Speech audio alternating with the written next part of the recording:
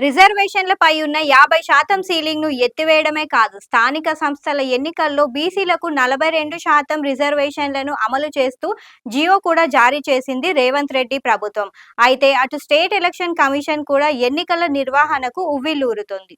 రాష్ట్రంలో స్థానిక సంస్థల ఎన్నికల నిర్వహణ అంశం బుధవారం స్పష్టత రానుంది. బీసీలకు 42% రిజర్వేషన్లు కేటాయిస్తూ ప్రభుత్వం విడుదల చేసిన జీవో 9ను సవాలు చేస్తూ హైకోర్టులో దాఖలైన పిటిషన్లపై బుధవారం విచారణ జరగనుంది. జీవో ప్రకారం రాష్ట్రంలో అన్ని సామాజిక వర్గాలకు కలిపి రిజర్వేషన్లను 50%కి మించుతున్నాయని, ఇది సుప్రీంకోర్టు తీర్పునకు, పంచాయతీరాజ్ చట్టానికి విరుద్ధమంటూ పలువురు హైకోర్టులో పిటిషన్లు దాఖలు చేశారు. ఆ పిటిషన్లను అక్టోబర్ 8న విచారిస్తానని చెప్పి హైకోర్టు సెప్టెంబర్ 27న విచారణను వాయిదా వేసింది.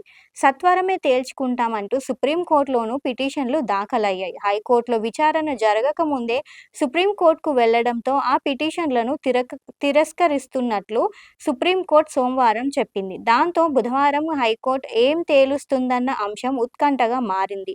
రాష్ట్రంలో సర్పంచ్లు, ఎంపీటీసీలు, జెడ్పీటీసీలు పదవీకాలం పూర్తయి ఏడాది దాటింది. బీసీలకు 42% రిజర్వేషన్లతోనే ఎన్నికలకు వెళ్తామని రాష్ట్ర ప్రభుత్వం చెబుతోంది. కుల సర్వే నిర్వహించడంతో పాటు రిజర్వేషన్ల పెంపునకు సుప్రీంకోర్టు సూచనలను అనుగుణంగా పలు చర్యలు తీసుకుంది. జనాభా ప్రకారమే రిజర్వేషన్లను పెంచుతున్నట్లు ప్రకటించింది.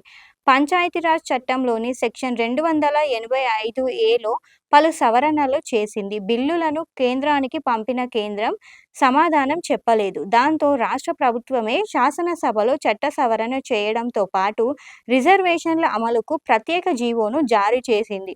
Sarpanch, MPTC, ZPTC, MPP, ZP chairman వరకు రిజర్వేషన్లు ఖరారు చేసి ఎన్నికలకు సిద్ధంగా ఉన్నామని, ఎన్నికల నిర్వహణకు షెడ్యూల్, నోటిఫికేషన్ విడుదల చేయాలని కోరుతూ రాష్ట్ర ఎన్నికల కమిషన్కు వివరాలను అందించింది. ఎన్నికల సంఘం షెడ్యూల్ ప్రకటించింది. 9న గురువారం నోటిఫికేషన్ వెలువడుతోంది.